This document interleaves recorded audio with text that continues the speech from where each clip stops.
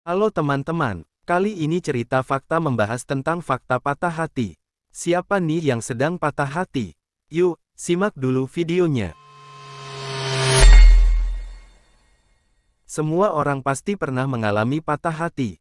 Patah hati tidak hanya karena percintaan namun lebih luas jangkaunya.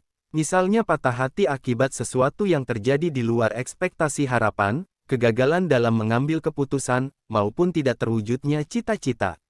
Berikut adalah fakta unik patah hati yang menarik untuk diketahui. Kebanyakan orang mengalami patah hati ketika sebuah hubungan spesial harus berakhir. Banyak orang berpikir bahwa dunianya berakhir ketika patah hati.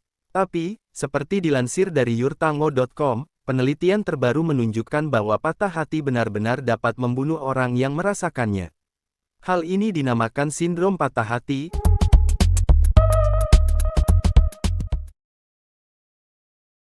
Selama 5 tahun, para peneliti mewawancarai 2.000 pasien penderita serangan jantung, menanyai mereka tentang pemicu dari penyakit tersebut. Hasilnya menunjukkan bahwa risiko serangan jantung 8 kali lebih tinggi dari biasanya. Istilah mencintaimu dapat membunuhku, bukan hanyalah sekadar kiasan, namun suatu kemungkinan yang bisa terjadi. Patah hati ekstrim dapat menyebabkan sindrom patah hati yang dinamai kardiomiopati. Kardiomiopati menyebabkan sesak napas dan rasa nyeri di dada sama seperti gejala serangan jantung. Saat terserang kardiomiopati, penderita dapat pingsan dan jika tidak segera ditangani, bisa menyebabkan kerusakan jantung yang berbahaya bagi nyawa.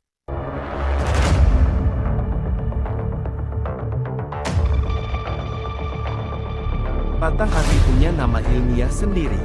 Di dunia medis, patah hati dikenal dengan nama stress-induced cardiomyopathy.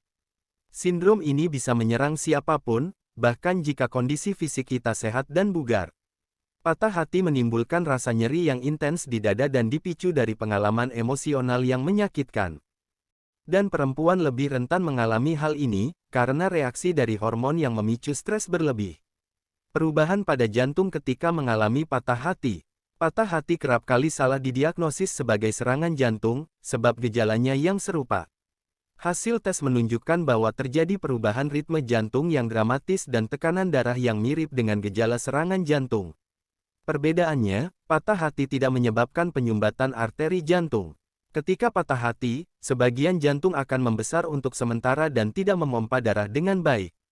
Sementara, bagian jantung yang lain akan berfungsi normal, atau bahkan mengalami kontraksi yang lebih kuat.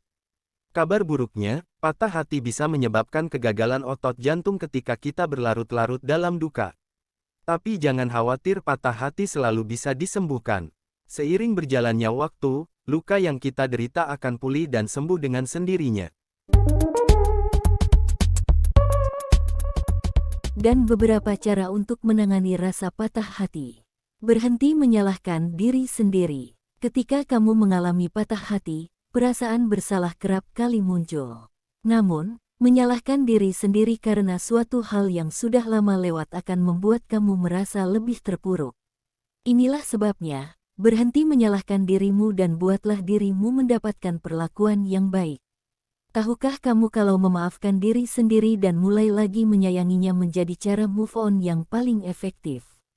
Jadi, alih-alih terus menyalahkan dirimu, cobalah untuk menerima bahwa semua hal tidak selalu bisa berada dalam kendali dan keinginanmu.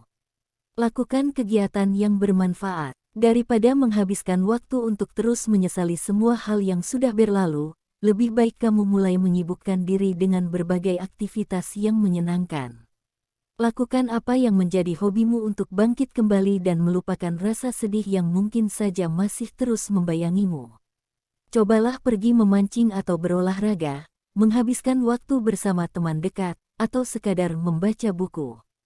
Berbagai hal tersebut bisa menjadi cara yang efektif untuk menyalurkan emosi melalui cara yang tepat.